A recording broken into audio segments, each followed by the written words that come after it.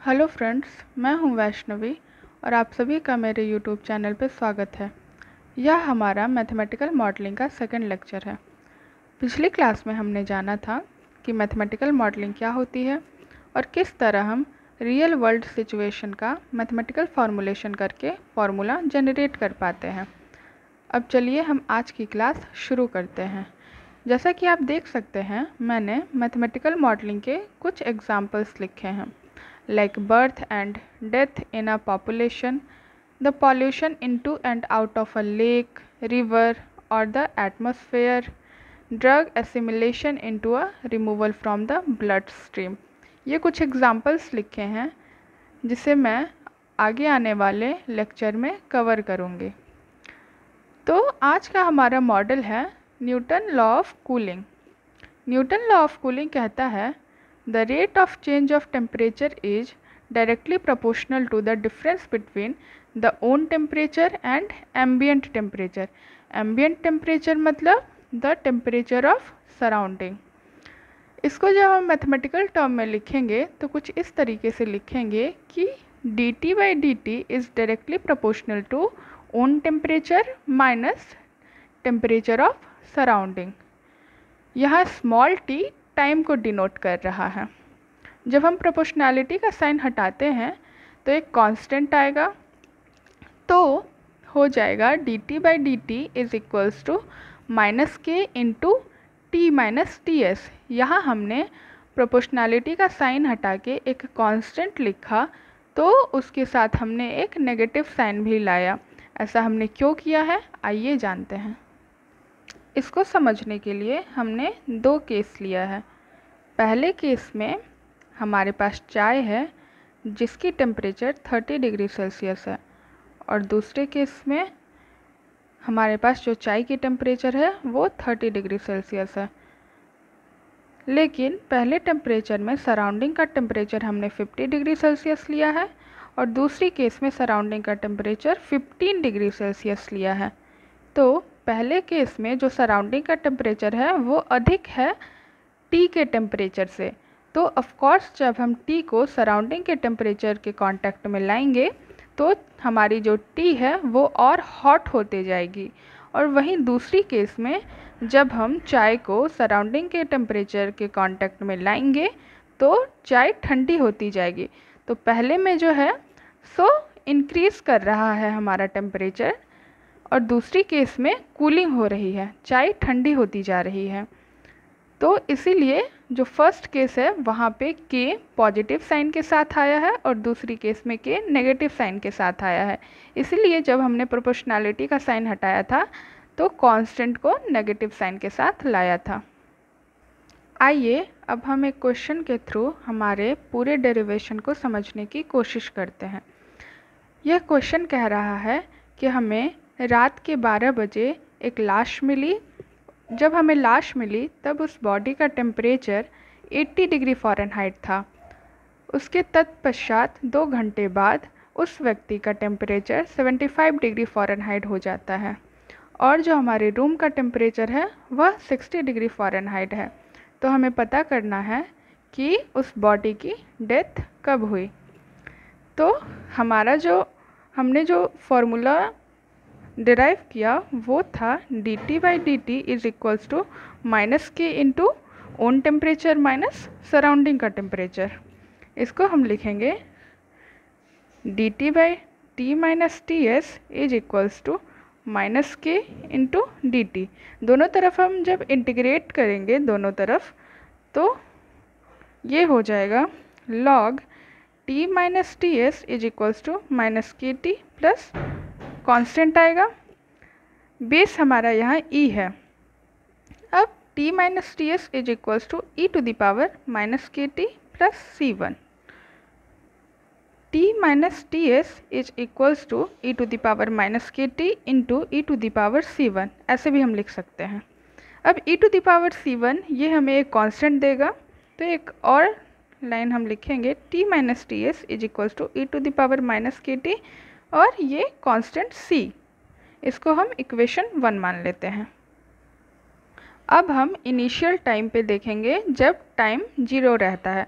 तो जब हम t को 0 पुट करेंगे तो हम लिखेंगे let initial condition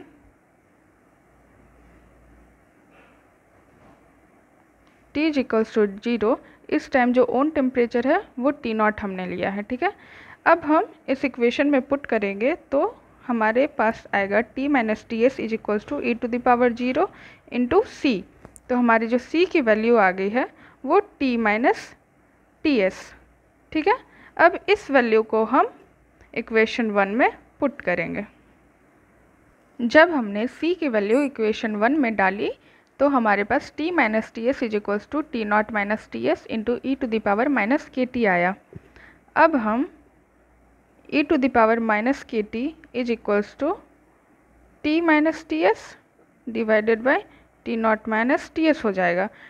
taking log on both side, taking log on both side we get क्या होगा, log e to the power minus K T is equals to log t minus T S divided by T naught minus T S. हमने base e लेके चला था। अब minus K T into log e to the base e is equals to log t minus T S by T naught minus T S. तो ये आ जाएगा minus K T into 1, ये वैल्यू 1 आएगी, is equals to log base e log of t minus T S by T naught minus T S, ठीक है। तो यहाँ से हम t की भी वैल्यू फाइंड आउट कर सकते हैं और k की भी वैल्यू फाइंड आउट कर सकते हैं। तो k इज इक्वल्स टू हमारा आया minus 1 by T L N T minus T S by T naught minus T S, और t की वैल्यू आई t minus 1 by K L N T minus T S divided by T naught minus T S. अब हमारे question में given है जो temperature है, own temperature at time t वो 75 डिग्री फ़ारेनहाइट है, सराउंडिंग का टेम्परेचर 60 डिग्री फ़ारेनहाइट है, इनिशियल टेम्परेचर जब हमें बॉडी मिली तब उस बॉडी का टेम्परेचर 80 डिग्री फ़ारेनहाइट है, और जो टाइम है वो 2 आवर गिवन है, ठीक है। अब इससे हम k की वैल्यू फाइंड आउट करते हैं। तो k की वैल्यू हम इसमें पुट करेंगे इस फॉर्मूला में। तो ये आएगा minus 1 by two L N 75 degree Fahrenheit minus 60 degree Fahrenheit divided by 80 degree Fahrenheit minus 60 degree Fahrenheit.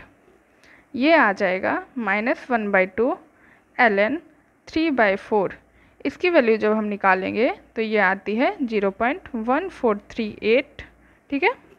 अब हम इस वैल्यू को t के लिए k की वैल्यू जब हम t में डालेंगे, ठीक है, t फाइंड आउट करने के लिए, तो t is equals to minus 1 by k की वैल्यू आई 0.1438 एल एन।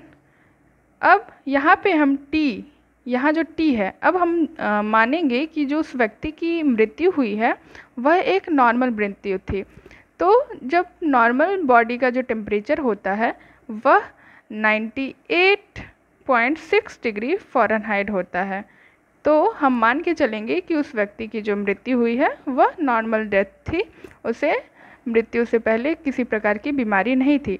इसीलिए यहाँ पे हम t at time t is equals to 98.6 degree Fahrenheit लिखेंगे, माइनस जो Ts है, सराउंडिंग का टेम्परेचर वो 60 डिग्री, इनिशियल टेम्परेचर जब हमें बॉडी मिली तो 80 डिग्री माइनस 60 डिग्री सराउंडिंग का टेम्परेचर। तो ये आता है minus 1 by 0.1438 L N 38.6 degree Fahrenheit divided by 20, it's equals to minus 1 by 0.1438 into 0.657। इसका वैल्यू आएगा माइनस 4.594 आवर्स, ठीक है। इतने देर पहले रात को 12 बजे हमें बॉडी मिली, उससे 4 घंटे 4.594 4 आवर, इतने देर पहले उस व्यक्ति की मृत्यु हुई थी।